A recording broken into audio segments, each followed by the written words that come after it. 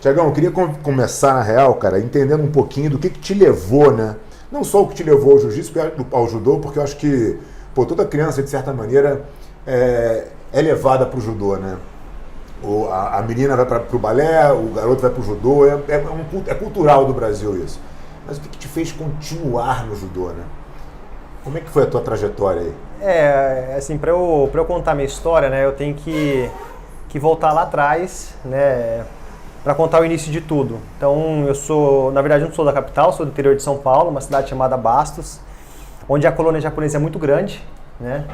Era uma fazenda, chamava Fazenda Bastos, e o governo do Japão comprou a fazenda para que os imigrantes japoneses se instalassem na região e começassem a sua vida. Então, isso foi o início da minha cidade. E em 1987, né, foi o ano que eu entrei no judô. Então, o meu professor, o Ichiro Makakeba, ele é um imigrante, né, a família veio depois da Segunda Guerra para o Brasil, se instalou na região, na Fazenda Bastos, e ali ele começou toda a sua história, né? Começou com o judô, e o nome do judô na cidade começou a ficar muito conhecido, principalmente pela formação do indivíduo, não só a formação do judoca, e foi o que levou meu pai, né, a colocar os filhos no judô. Então, começou com o meu irmão mais velho primeiro, Luiz Francisco Camilo, conhecido como Chicão, também foi do alto rendimento, foi campeão dos Jogos Pan-Americanos. E o primeiro dia eu fui só assistir a aula, sentei com meu pai na arquibancada, assisti a aula de judô, e aí meu pai falou que eu fiquei incomodando o tempo inteiro, a aula inteira, pedindo para começar. Aí no outro dia eu comecei no judô. Quantos anos você tinha? Eu tinha 5 anos. Eu tinha 5 anos, meu irmão tinha 8 anos.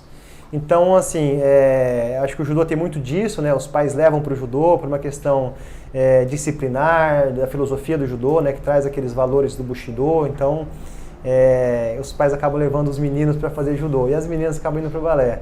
Então, meu início foi assim, né? Acho que tem muito a ver com a cultura japonesa, com o professor que se instalou na cidade, teve muito sucesso, muito reconhecido pela população. E meu pai levou os filhos para que tivesse uma formação plena, né? Escola e esporte. Então, o meu início foi assim. Eu lembro bem quando eu cheguei em São Paulo, eu vim para São Paulo final de 93, início de 94, eu estava estabelecido como um ex-carioca aqui em São Paulo. Os caras falam assim, pô, Fábio, você é carioca? Eu falo, fui carioca, né? Mas enfim, e eu lembro bem, cara, porque aqui em São Paulo teve uma mistura do judô com o jiu-jitsu melhor do que no Rio de Janeiro. No Rio de Janeiro tinha uma separação, embora a gente treinasse, eu treinei judô na Gama Filho, muitos atletas de jiu-jitsu iam no Clube Flamengo treinar judô, que tinha um judô forte lá também. Então tinha alguma mistura, mas não tinha uma mistura do outro lado.